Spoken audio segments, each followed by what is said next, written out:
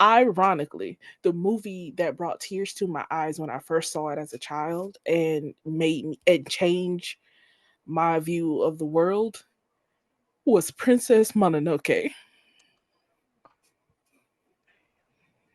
Who's that? And it is a Studio Studio Ghibli. Ghibli classic. And it was the scene where, well, it's actually the very beginning. The very beginning is kind of awkward. Um it starts off in the forest, and these are these indigenous people who live here in secret and quiet. They are a formerly fallen civilization, fallen kingdom, and they have been forced into isolation.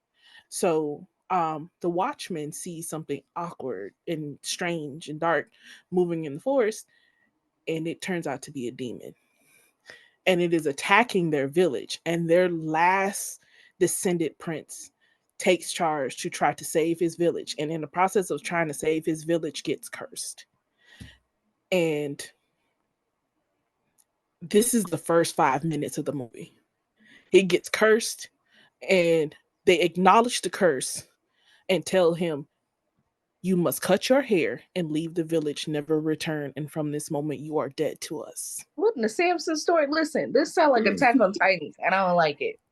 Man, But this is the first 5 minutes of the movie. Uh-uh. So with all the pride in his chest, he bows to his line of ancestors, his last remaining family, cuts his hair and leaves the village, no questions, because he's like, I am now forced to carry this burden and hatred from this animal.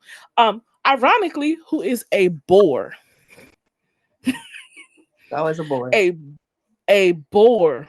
At first, GT didn't know it was a boar until it shook off these what looked like worms. And I had explained to him the reason that it was covered in worms is because pork carries tapeworms.